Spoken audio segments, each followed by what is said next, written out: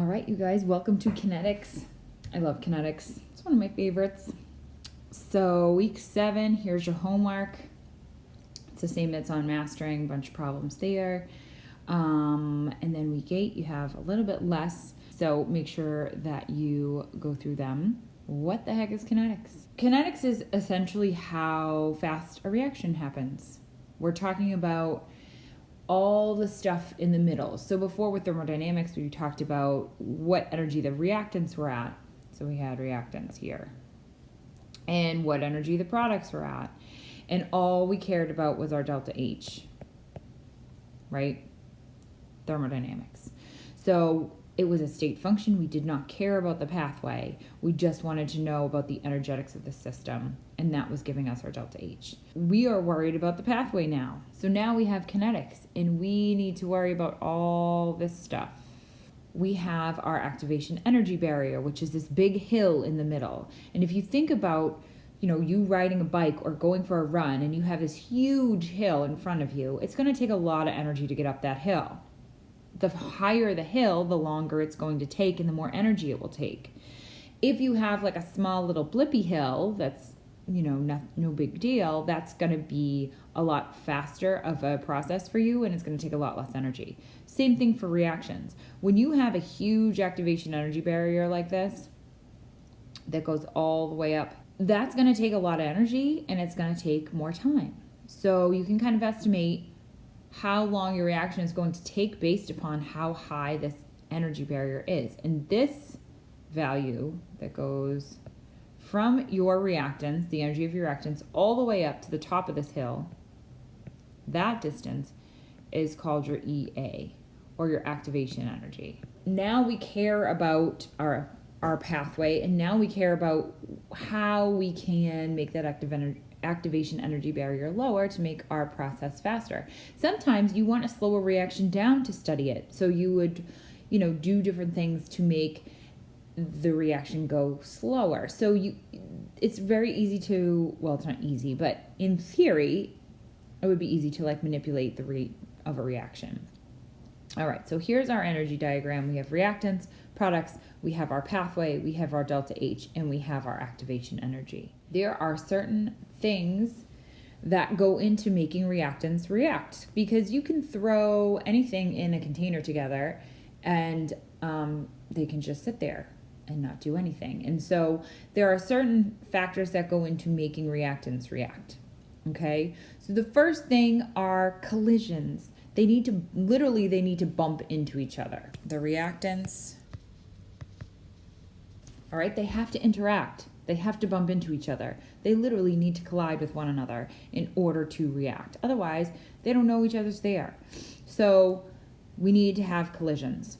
Another factor that makes reactants react is energy. Our reactants must have enough energy to overcome the activation energy barrier. If they can't climb over that hill, they're not getting to the transition state where our reactants turn into products, and so we can't get to our product state. All right, so they have to have enough energy in order to break bonds, climb over that barrier, form bonds, and then become products. And then the orientation, so the reactants have to hit each other with a specific alignment. Not only do the reactants have to hit and bump into each other with enough energy, but they also have to collide with a specific alignment. So they have to line up correctly with the other reactant in order for those bonds to want to form. Okay, so if we go back to up here is what we call the transition state. So up here is where, let's say you have, A, B, and C. And so my reactants are AB, and this is BC. So up here is where my bond here is breaking, and my bond here is forming. And in order for that to happen, there we go. In order for that to happen, you need enough energy. These two must collide with the right orientation in order for those bonds to start to break and form. And so all that needs to happen in order for this reaction to occur. What we can do to speed up reactions is we can go ahead and add what we call a catalyst. What that catalyst does is it lowers my hill. So if I add a catalyst to my reaction, what that's doing is it's lowering my activation energy barrier, so I don't need enough energy. I don't need as much energy to get over this hill, and my reaction will run faster. You can do this a number of ways, add a catalyst that holds your reactants in a certain alignment, so that you don't have to worry about how they're going to bump into each other, because one of them is already aligned and the other one can just come and bump into it, and there you have it. And so that's a way that catalysts will work. But there are a whole slew of ways that enzymes, which are biological catalysts, and regular catalysts work. Sometimes there's a side reaction that occurs in order to speed up your regular reaction, give it energy, whatever. So catalysts are there to just hold hands with your reactants so that they react. They do not do anything else. They do not react. They just are there in the beginning. They facilitate a faster reaction, and then they're there at the end. So catalysts remain unchanged, and they do not do anything with the thermodynamics of your reaction. They don't change the energy of your reactants in the products. They just lower that activation energy barrier. So don't be fooled. Catalysts are thrown into all sorts of thermodynamic questions, and they do nothing for the thermodynamics. Okay, there we have it. So how can we make reactions happen faster? We can add a catalyst.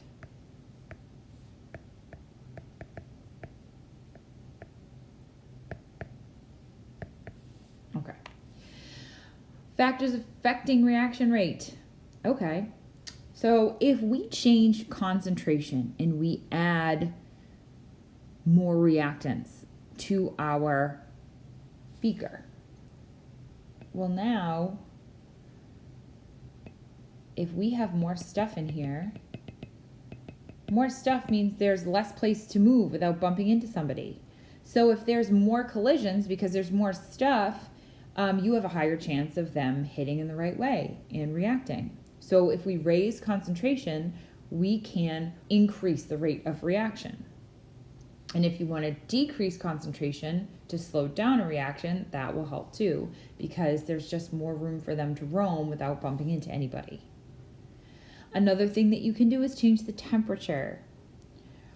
If you change the temperature and you increase the amount of thermal energy, what you're doing is you're going to raise the kinetic energy. And we know that more kinetic energy is more motion is more collisions, right? Because now they're moving faster, and there's just more of a frequency of collision.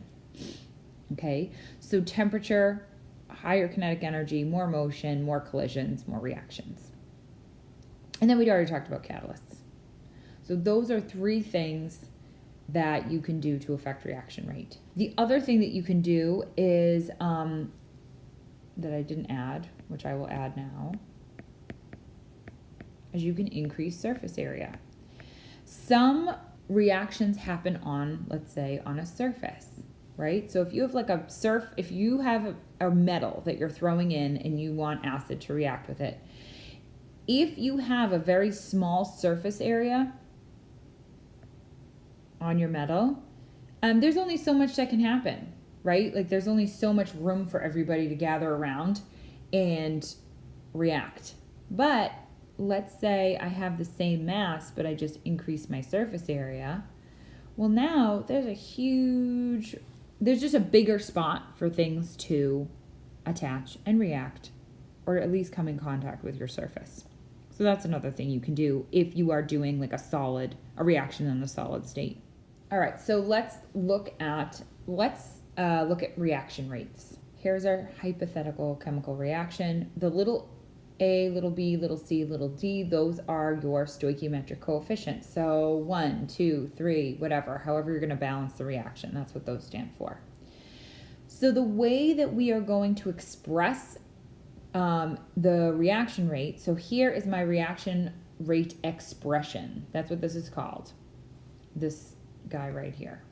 That's my reaction rate expression, or my rate expression. So we are going to have negative. The reason why this is negative is because when A reacts, its concentration decreases. So that negative sign is going to reflect the fact that the concentration of A is going to go down.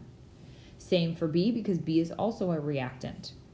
So as it reacts, the concentration of B will decrease, and that's reflected in that negative sign. No negatives over on the product side. So there's no negative here and no negative here, because those guys are growing in, and their concentration is getting larger because they are forming. As A decreases, if little a equals 1, okay, what that means is that the rate that A is going to decrease over time is going to be reflective of my overall rate of the reaction. So every time this turns over once, A reacts once, and so its decrease in concentration over time is going to reflect my true reaction rate. So if little a was 1, it would be 1 over 1, which is just 1. Change in concentration of A over change in time. The change in concentration over change in time, that's what a rate is. So if you think about your car, it's miles per hour. So that's a change in your distance over your change in time per hour. In this case, it's usually per second or per minute, but whatever. And its concentration in the numerator. All right. So that is if A is equal to 1, big A is going to decrease at the same rate of the actual reaction. Okay. Let's say instead of little a equal 1, let's say little a equals 2. Okay. So now this is going to look like negative 1/2 delta concentration of A over delta T. Okay, that's a T. Since you have two A's that react every time this reaction turns over once. It's like if you make a grilled cheese sandwich and you use one slice of cheese and 2 slices of bread. Every time you make a sandwich, you're using 2 pieces of bread. So your bread pile is going to decrease at a faster rate than your cheese pile. Right? So when I calculate the concentration of A, the decrease in A over time, it's going to show a decrease that's twice as fast as the actual reaction is turning over. So every time this happens once, A goes twice. So that's why we have to multiply it by 1/2. We have to cut that rate in half so that we know what the actual rate of the reaction is. Okay, so that's why we have to divide by my stoichiometry, because it may not reflect what's actually going on if more than one is reacting or if more than one is forming. Okay, so let's look at my my reaction here. All right, we have hydrogen peroxide and 3 moles of iodide and 2 moles of hydrogen ion, and they react together to form triiodide and water. Okay, so if we want to write the rate expression based on this reaction, this is what it would look like. I'd have negative 1. I'm going to put the 1 in because just to be complete.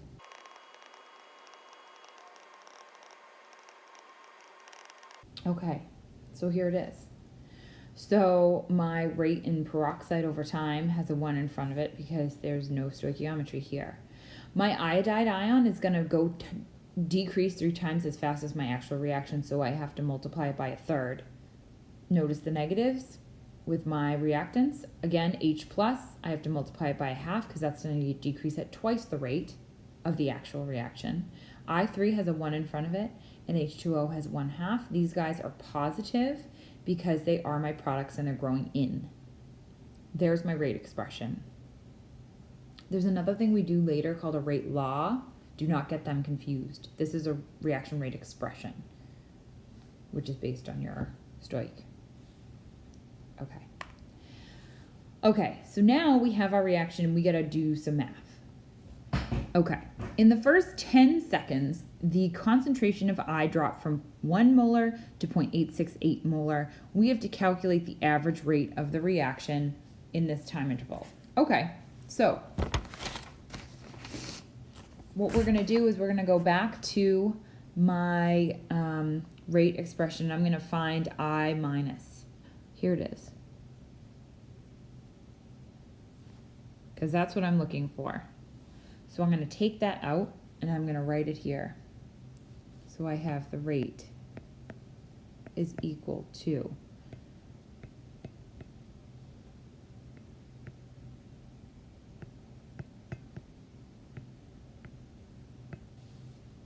I need this in front too, because that's what the rate equals. Okay, so you got to have that on the other side. Okay, anyways, let's see. I know that my change in my concentration is always final minus initial, right? And so what I need to do is I gotta take my minus 1/3 and I'm gonna multiply that. Okay, my change in I, my final is 0.868 and my initial was 1 molar. So that's up top. On the bottom, first 10 seconds, which means that my initial time is 0, right? Because that's where I start. And my final is 10, so it's just 10 minus 0, which is 10 on the bottom. And that equals my rate. Okay, so now I just got to calculate. So I have negative 1/3 times negative 0.132 molar on top, 10 seconds on the bottom. When we do this, we are going to get a positive value for your rate, and that's fine for overall rate. You want a positive value for your overall rate, and I get 0.0044 molar per second. Okay? That's the rate of my overall reaction. Part 3, or question 3, asks how many moles of I3 were produced after 25 seconds, so here's my time, if the volume in 2 is 1.3 liters. So we want moles. So what I'm going to do is I'm going to start with my rate, because I know that this is how fast my reaction's happening.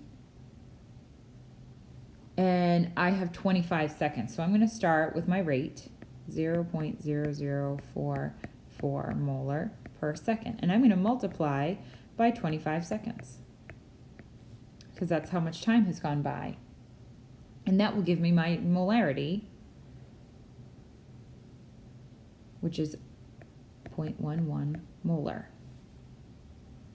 So that's how much I have accumulated in 25 seconds. But I need moles.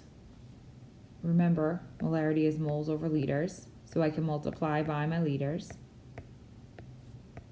And I get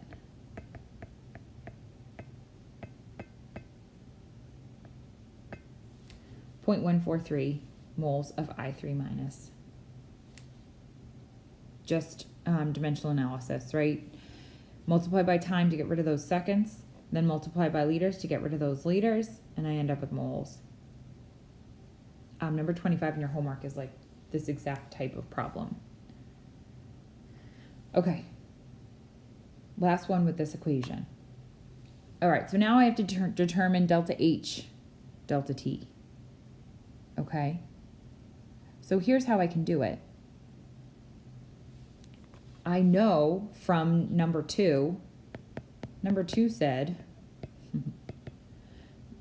that my rate was equal to 0.0044 molar per second.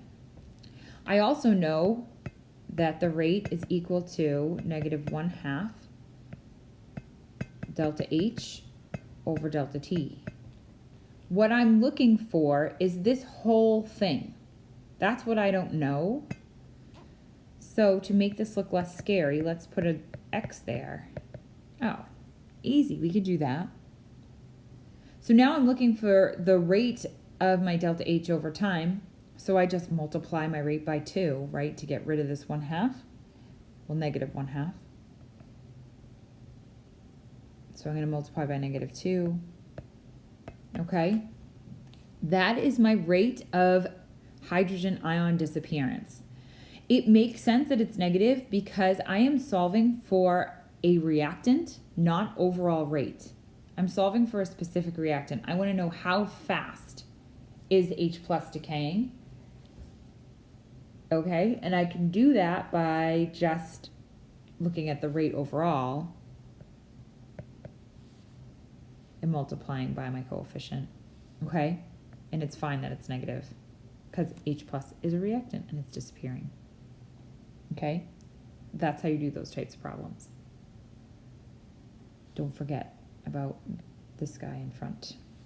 Next, determining reaction order. Okay, so now we're going to talk about rate laws, which are different than rate expressions and are very easy to confuse. So a rate law always looks like this. Rate equals K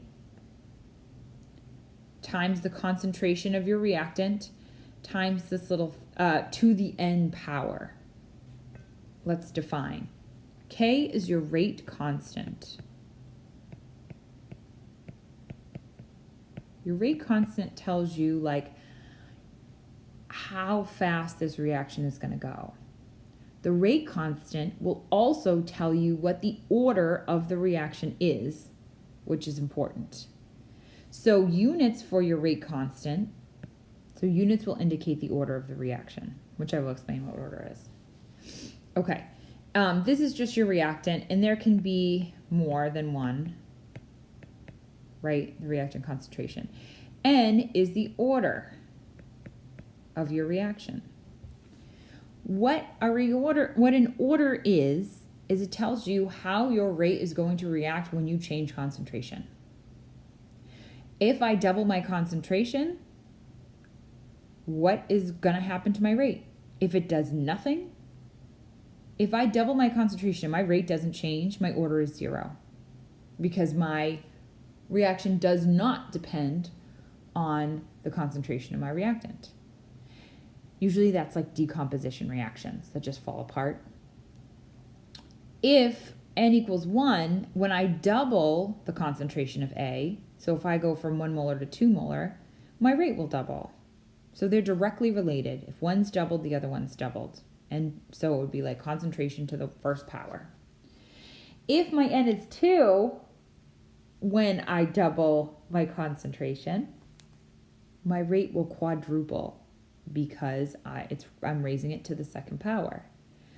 So that would be a second order reaction.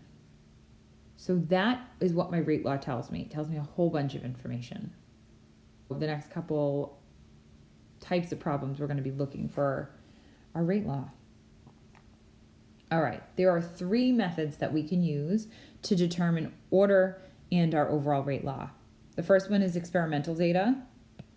Then we can use graphs, and then we can do mechanisms. I don't know why I use 3 different ways to notate that. Okay, whatever. Okay, I like all 3 of them, so I don't have a favorite. So you can imagine how fun this is going to be. Okay, here's experimental data. My reaction. Mind you, none of these are like actual elements. This is all generic stuff. A plus 2B goes to 2C plus D. I cannot use my stoichiometry to determine the order. So if I was going to say my reaction order for A is 1 because I have a 1 out in front, it doesn't work that way.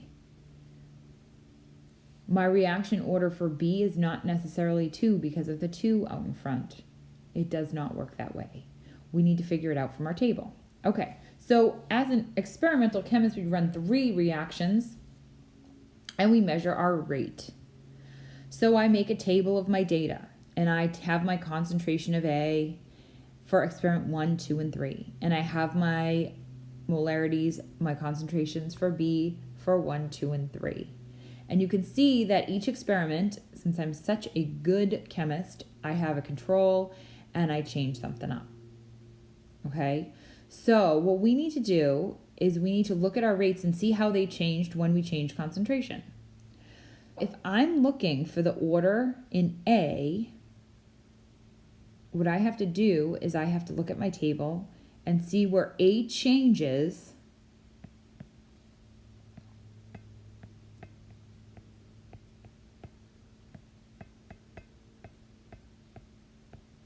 but B stays the same. So I know that that change in my rate is due only to the change in A. Does that make sense? Because if I change both of them and then my rate changes, I don't know why. But if I change my concentration of A and leave B constant and my rate changes, well, now I can figure out why. It's because of A. If I want to determine my reaction order in A, here's what I'm going to do. I got a blank slide.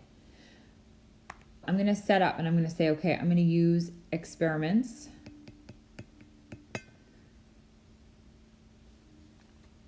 Which experiments does A change and B stay the same?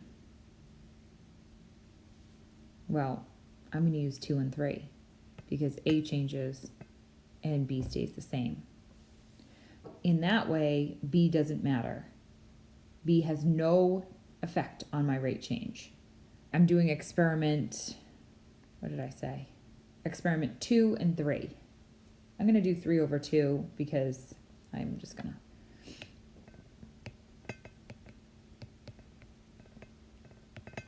All right, so now I know which line that I need. I know that experiment 3, if I write my rate law, it's going to be K times the concentration of A to the X times my concentration of B to the Y, right? And I can say the same for experiment 2. And that's going to equal rate 1 over my other rate, right? So they each have their own rates. Okay, good news is when I plug in, K is the same because K is the rate constant, so I don't need to worry about it.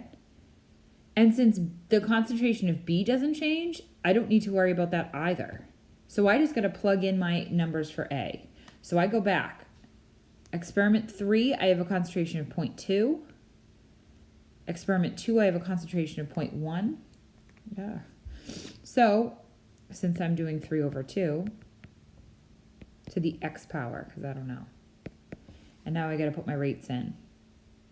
0.32 is for 3, 0.08.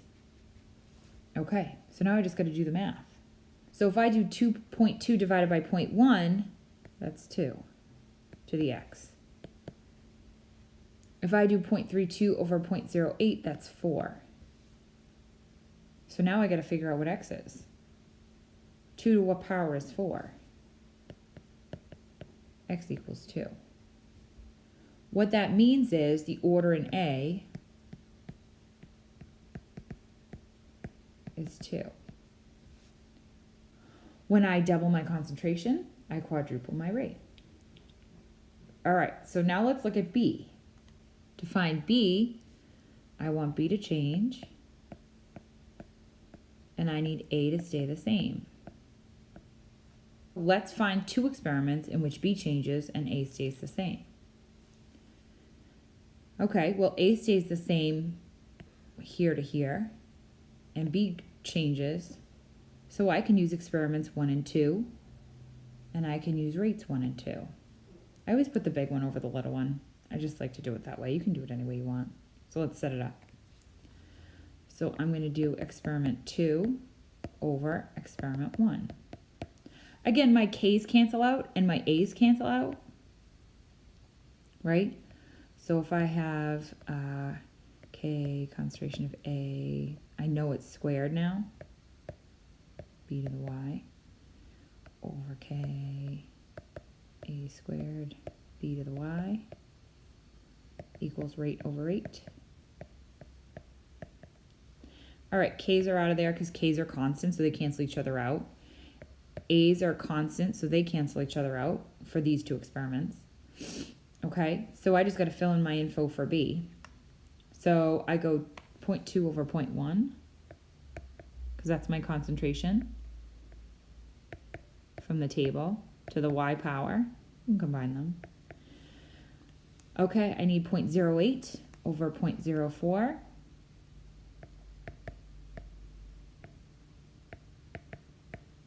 Okay. So now when I do 0.2 divided by 0.1, I get 2 again to the Y. 8 divided by 4 is 2. So 2 to the what power is 2? Y equals 1. The order in B is 1. When I double the concentration, I double the rate. That's how I find it based on the table. Okay, so that's my reaction order for A and B. That's I. Done. Okay, you can also just look at the table and be like, oh, that doubles, that quadruples, that doubles, that doubles. You can use table logic, but you got to show me, you know, this is times 2, this is times 4, this is times 2, this is times 2. You got to show me what you're thinking, but you can just use the table. Okay, specific rate law. So I'm going to do rate equals, because my rate law always looks the same. I have a K.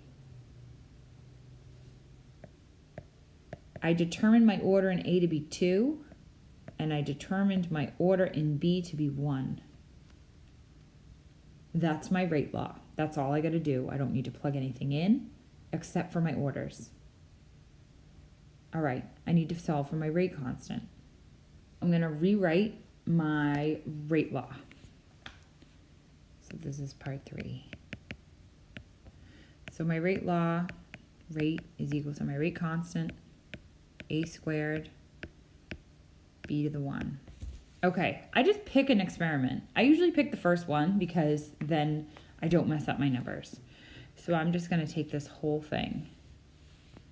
Okay. And I'm going to fill it in. So I got 0.1, 0.1, 0.04. So I'm going to say the rate was 0.04. 0.1 squared times 0.1 to the 1. I only have one unknown now, so I can solve for K. I have 0.04 divided by 0.1 squared times 0.1. And that gets me 40. My units, remember this is, this one's molar per second, and this is molar squared, and this is molar. This cancels out with that one, and I'm left with 1 over molar squared seconds. I'll show you an easier way to find your units for K, but that's what it is. I didn't ask you for overall order, but let's just do it anyways so you know how to do it. If I asked you what the overall order for this reaction is, add up your exponents. 2 plus 1. Because that's my order in A, my order in B, my overall order is third order. One more. The last one, I need to determine the rate if A and B have concentrations of 0.3 molar. So now I just find a new rate. So I say rate, and I use my rate law, and I use my new rate constant that I just calculated. And I say 0.3 squared, 0.3 to the 1, and I solve for rate. Done. There's my rate in molar per second. That's it. All right.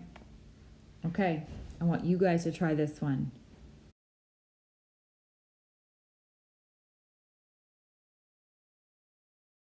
Here's the answer. So I used reactions 1 and 2, and I just divided them out. I get 0.5 because I used 1 and 2 for CHCl. I did it because these are constants, so they can cancel out. Here's my rates I used. And I found first order, because it's 0.5 to the x equals 0.5-ish. It's mostly like 0.5. These are going to be integers. They could be like 1.5, but they're not going to be like, 1.98. It's going to be 1, 2, 3, 2.5, whatever. So it's first order in CHCl3. In chlorine, I did 3/2. So I used, those are constant. These are changing. There's my rates that I used. So I have 0.014 over 0.01. If I divide that out, I get 1.4 to the x. 0.0097 over 0.0069, I get 1.4-ish. X is 1, so that's another first order. So if I want my overall order, I just add those up, so it's second order overall. Here's my rate law. I do not have to put those little ones. I can just leave it, but I put them in just so you remember where they would go if they were not ones. And then the last one I have to solve for K, so I just used this first line and I plugged it into my rate law, and here it is. And there's my K. That's using data to find all sorts of stuff. Orders, rate law, rate constants, the whole shebang. We're going to talk about determining the order through graphs. There's also math that goes along with this, but what I'm going to do is I'm going to split it and do just the qualitative graphing part this week, and next week we'll go into the math.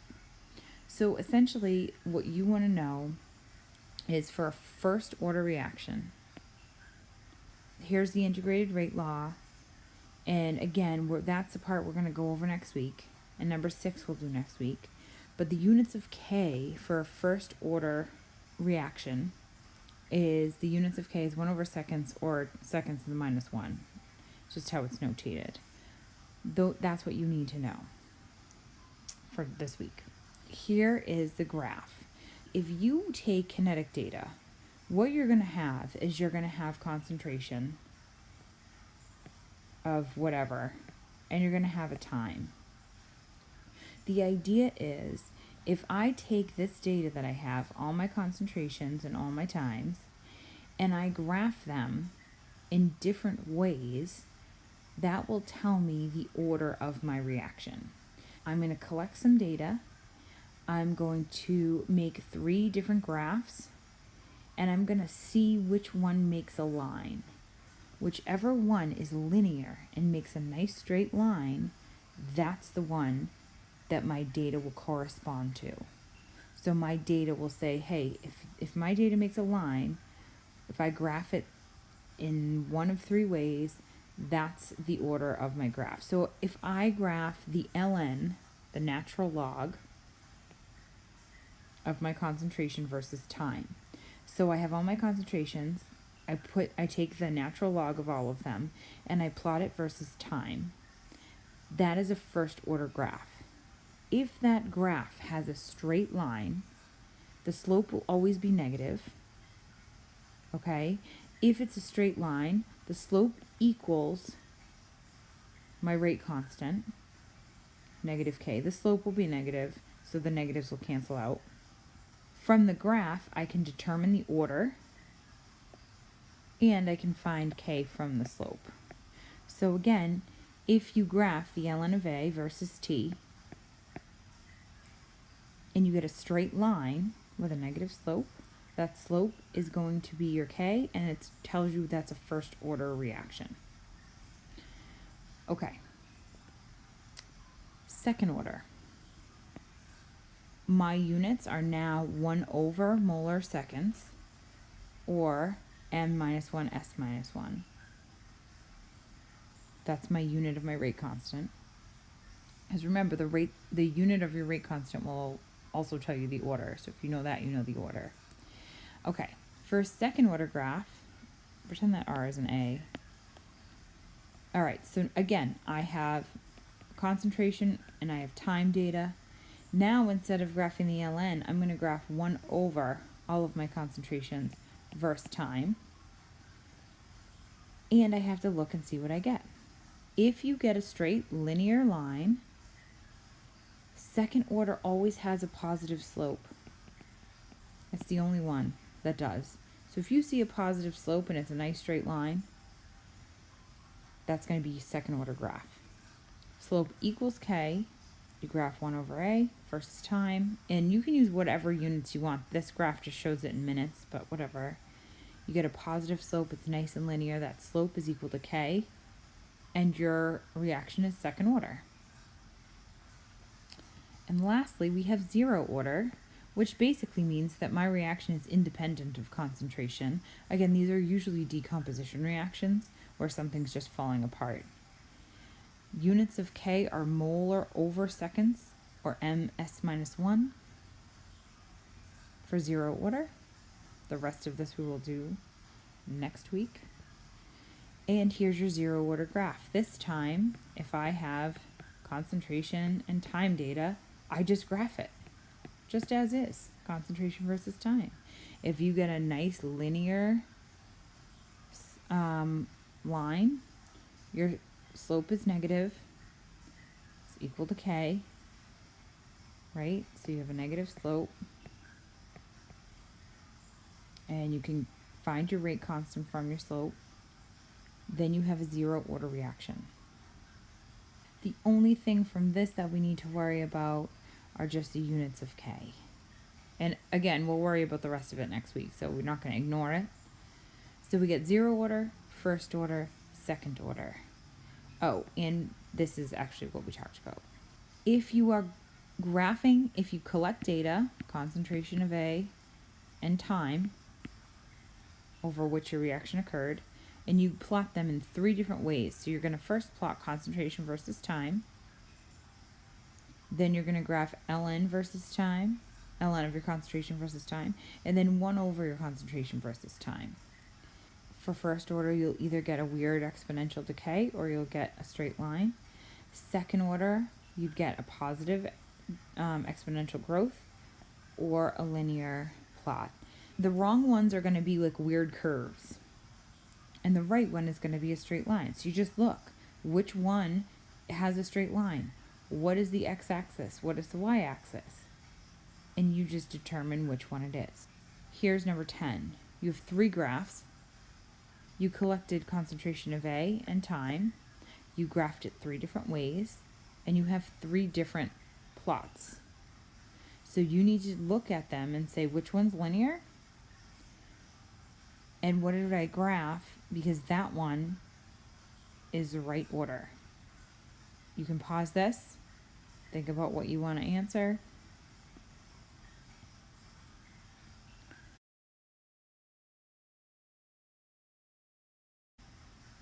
So the linear graph is this one, right? This one has like a weird decay. This one has a weird growth. So this is your graph that you want to pick out. So now that I know that, I can just ignore those 2 because those 2 are meaningless and they tell me what it's not. If I look at my axes, my x and my y axes, I have time and I have concentration of A. When I graph concentration of A versus time, that is a zero order plot, which means that my reaction is a zero order reaction. So I can determine the order of this reaction just by looking at the graphs, and I know that it's zero order. I find the k from my slope, so I could find the k, and the slope's negative, so I gotta make sure that that cancels out. My units of k, remember, are molar over seconds.